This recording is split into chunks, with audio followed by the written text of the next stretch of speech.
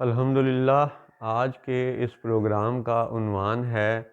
مختلف شریعتوں میں شرک کی مختلف سزا، حصہ 11۔ اعوذ باللہ من الشیطان الرجیم، بسم اللہ الرحمن الرحیم۔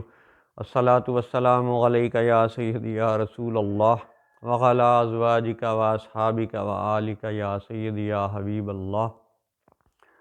الحمدللہ لاہور شہر میں آج بروز اتوار 29 جمادی الاخر 1444 ہجری اور 22 جنوری 2023 عیسوی کا دن ہے۔ پچھلے پروگراموں میں ہم ان الشرک لظلم عظیم کے حوالے سے بات کرتے چلے آ رہے ہیں، تو آج کے پروگرام میں بھی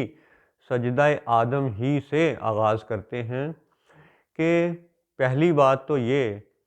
کہ اللہ نے جب غیر اللہ کو سجدہ آخری شریعت میں منع کرنا تھا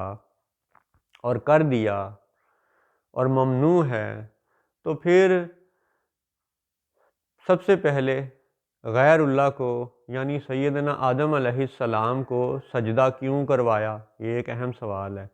کہ سجدہ آدم کو کیوں کروایا۔ دوسری بات کہ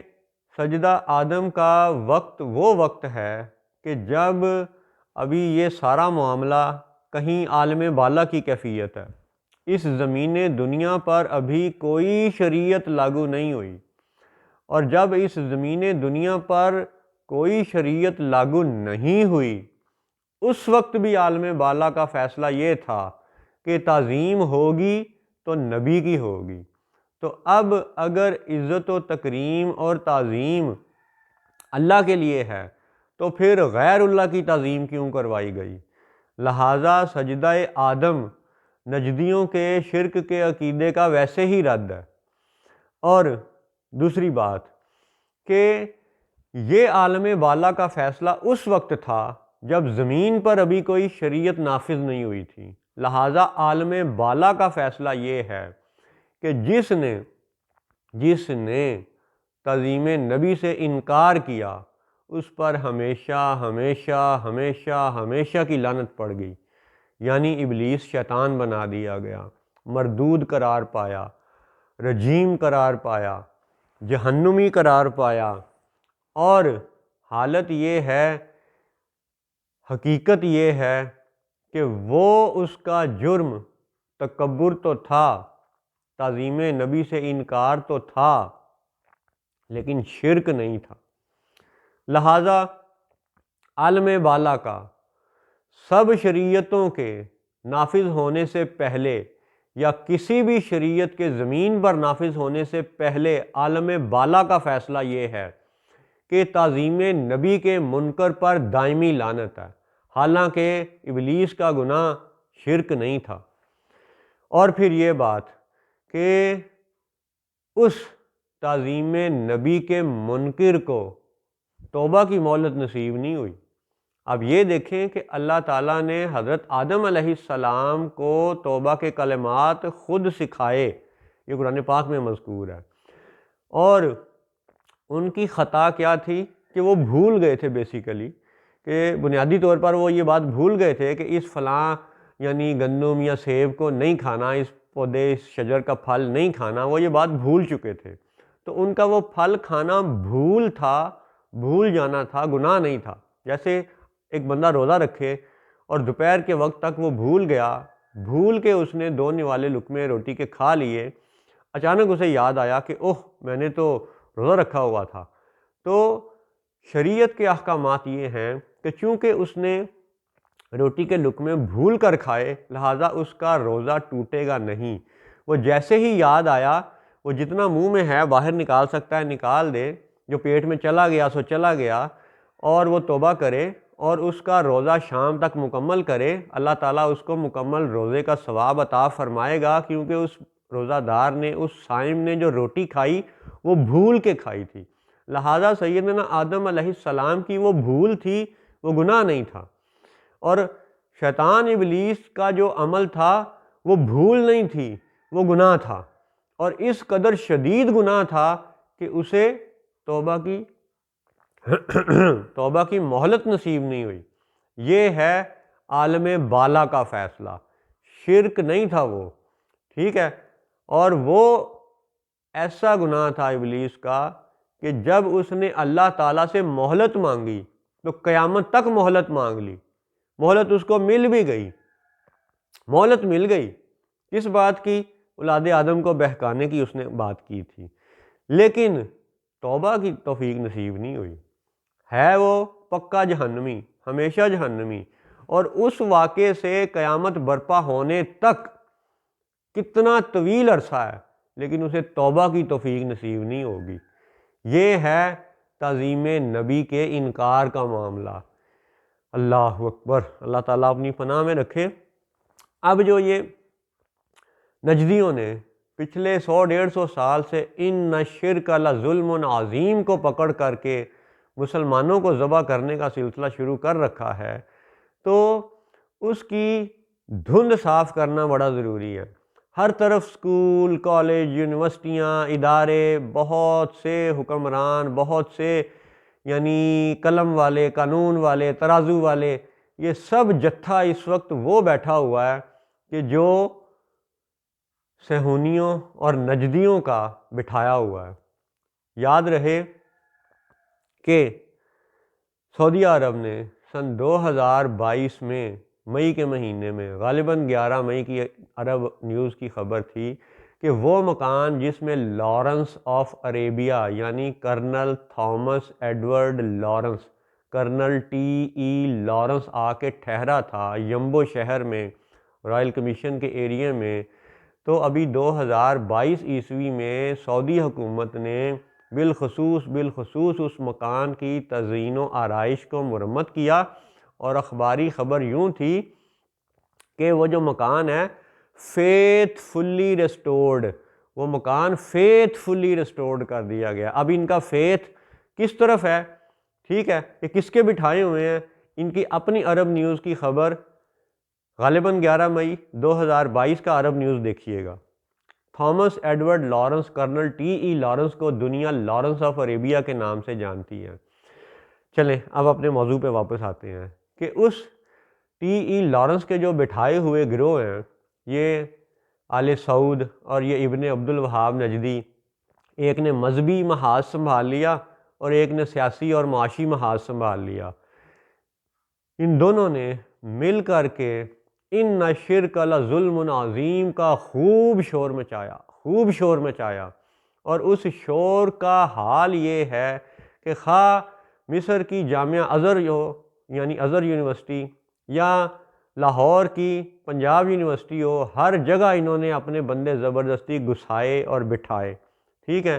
یہ حقیقت ہے کہ پہلے خود ہی انہوں نے کلاشنکوف سے قتل و غارت کا سلسلہ کیا، بعد میں کتاب میلے سجانے شروع کر دیے اور لکھنا نعرہ یہ شروع کر دیا کہ کلاشنکوف مرد آباد، قلم کتاب زندہ باد۔ اللہ اکبر، لا حول ولا قوت الا باللہ العلی العظیم۔ ہم اپنے موضوع پہ واپس آتے ہیں کہ قرآن کریم سے ہمیں شرک کے متعلق کیا باتیں، کیا رہنمائی ملتی ہے، اور اس قرآنی رہنمائی میں ان نجدیوں کی 150 سالہ دھند کا رد کیا ہے۔ تو اب آپ سنیے کہ وہ نجدی جنہوں نے ان شرک لظلم عظیم کا شور مچائے رکھا، ٹھیک ہے، وہ اس حقیقت پر بھی غور کریں کہ جب سیدنا آدم علیہ السلام کا پتلا بنایا گیا، وہ جسد اطہر، وہ جسم اطہر، وہ مقدس جسم مبارک بنایا گیا، تو جب تک اس میں روح نہیں پھونکی گئی تھی اور اللہ تعالیٰ کا یہ حکم نازل ارشاد نہیں ہوا تھا فَإِذَا سَوَّيْتُهُ وَنَفَخْتُ فِيهِ مِن رُوحِي فَقَعُوا لَهُ سَاجِدِينَ، تو جب تک وہ روح والی بات ارشاد نہ ہوئی تھی، جب تک وہ روح پھونکی نہ گئی تھی، اس سے پہلے سیدنا آدم علیہ السلام کا جسم اطہر تصور میں سوچیں وہ کیا تھا؟ کیا وہ ایک بت کی مانند نہیں تھا؟ تو پھر یہ بھی تو ممکن تھا کہ فرشتے اور جن ابلیس اس بت کو توڑ دیتے، کیونکہ فرشتے تو پہلے یہ بات کہہ رہے ہیں اللہ تعالیٰ سے، سورۃ البقرہ میں بھی اس کا ذکر ہے کہ فرشتوں نے تو بعد میں ہونے والی زمین پہ فساد اور خون ریزیوں کا ذکر تو کر دیا تھا، فرشتوں کو پہلے سے معلوم تھا، یہ اتنا ان کا وسیع علم تھا، اللہ کا دیا ہوا علم تھا، لیکن کسی فرشتے نے اٹھ کے وہ بت نہیں توڑا، وہ جسد اقدس نہیں توڑا، وہ جسم اطہر نہیں توڑا، حالانکہ روح پھونکنے سے پہلے تو وہ بت ہی تھا نا۔ اس کا مطلب ہے کہ ان فرشتوں نے بھی بے روح جسم کو نہیں توڑا، بت کو نہیں توڑا۔ ہاں، بعد میں آنے والی شریعت میں سیدنا ابراہیم علیہ السلام نے بت کو توڑا، بتوں کو توڑا، ٹھیک ہے۔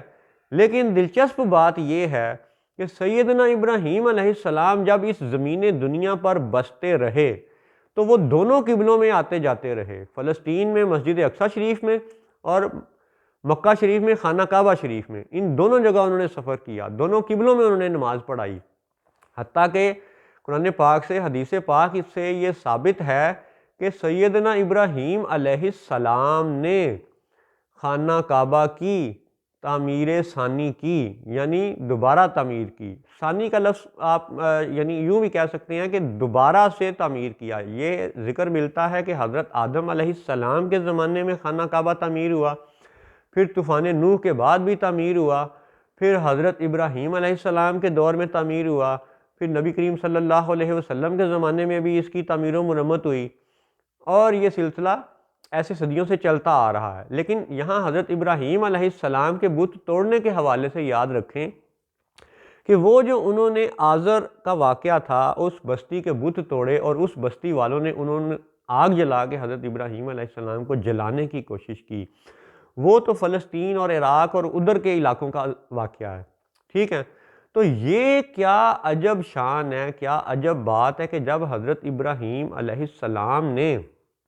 سیدہ ہاجرہ اور رضی اللہ تعالی عنہ اور سیدنا اسماعیل علیہ السلام کو مکہ کی بے آب و گیاہ وادی میں چھوڑا تو اس وقت وہاں آبادی کوئی نہیں تھی، ٹھیک ہے۔ اور جب انہوں نے گھر تعمیر کیا یعنی خانہ کعبہ تعمیر کیا، ٹھیک ہے، تو اس وقت بھی وہاں پہ بتوں کا ذکر نہیں ملتا،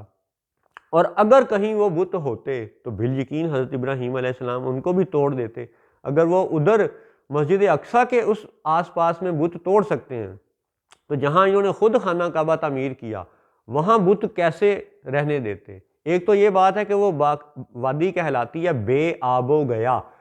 آب پانی، گیاہ مٹی، یعنی وہاں پہ مکہ کے اس حصے میں نہ مٹی تھی نہ پانی تھا، اور وہاں پہ آبادی بھی نہیں تھی، تو وہاں اس سے گمان یہ خیال یہ آتا ہے کہ وہاں پہ اس وقت بت بھی نہیں تھے، کیونکہ بت ہوتے تو حضرت ابراہیم توڑتے تو اس کا ذکر ضرور ملتا کتابوں میں۔ تو جب حضرت ابراہیم علیہ السلام نے خانہ کعبہ کو تعمیر کیا اور اپنے بیوی بچوں کو چھوڑ کر کے فلسطین گئے، پھر آتے جاتے رہے، سفر کرتے رہے، تو اس دوران وہاں پہ بت نہیں تھے۔ بعد میں آنے والے چند ہزار سالوں میں حالت یہ ہو چکی تھی کہ نبی کریم صلی اللہ علیہ وسلم کے زمانہ اقدس تک یہ حال تھا کہ مکہ کے اس کعبہ کے احاطے میں 360 بت نصب تھے۔ عجیب و غریب رسمیں رائج ہو چکی تھیں، بہت سے قبیلے ننگے ہو کے خانہ کعبہ کا طواف کرتے تھے، بتوں کی پوجا جاری تھی، عجیب و غریب رسمیں جاری تھیں۔ تو جب حضور صلی اللہ علیہ وسلم تشریف لائے تو اس وقت کعبہ کے احاطے میں بت موجود تھے۔ اب یہ بڑی عجب بات ہے کہ سیدنا اسماعیل علیہ السلام سے لے کر کے حضور صلی اللہ علیہ وسلم تک کا یہ جو کئی ہزار سال کا یعنی فاصلہ ہے، اس مدت میں کوئی نبی مکہ میں نہیں آئے، یعنی مکہ میں پیدا نہیں ہوئے، مکہ میں انہوں نے مبعوث نہیں فرمایا گیا، مکہ میں انہوں نے اپنی تبلیغ نہیں کی، اور صدیوں میں یہاں لوگ بتوں کو پوجتے رہے، پوجتے رہے، پوجتے رہے، پوجتے رہے۔ کعبہ کے احاطے میں یعنی اللہ کے گھر میں آس پاس بتوں کی عبادت جاری رہی اور صدیوں سے جاری رہی، اور اللہ نے اس قوم پر کوئی ایسا عذاب نازل نہیں کیا کہ وہ قوم مکمل صفحہ ہستی سے مٹ جاتی۔ ہاں، جب حضور صلی اللہ علیہ وسلم آئے، تشریف لائے، اور پھر 13 سال مکہ والوں کو سمجھاتے رہے اور انہیں اپنے ہاتھ پہ بیعت کر کے مسلمان بناتے رہے، انہیں کلمہ اسلام، کلمہ توحید و رسالت پڑھاتے رہے، دائرہ اسلام میں داخل کرتے رہے، تو یہ ثابت ہو گیا کہ حضور کا 13 سال مکہ میں تبلیغ جاری رکھنا اس بات کا ثبوت ہو گیا کہ شرک کی معافی بھی ممکن ہے، اور اگر معافی ممکن نہیں ہے تو کس کی نہیں ہے؟ اس واقعے پہ پھر غور کرے کہ دنیا کی شریعتیں ابھی نافذ نہیں ہوئیں، اور عالم بالا کا فیصلہ یہ ہے کہ وہ ابلیس جس نے شرک نہیں کیا، جس نے تکبر کرتے ہوئے تعظیم نبی سے انکار کیا، وہ دائمی اور ہمیشہ ہمیشہ کے لیے لعنتی ہو گیا، جہنمی ہو گیا۔ یہ ہے عالم بالا کا فیصلہ۔ اللہ نے چاہا تو ان شرک لظلم عظیم کا مزید تجزیہ انشاءاللہ اگلے پروگراموں میں پیش کریں گے۔ السلام علیکم ورحمۃ اللہ وبرکاتہ۔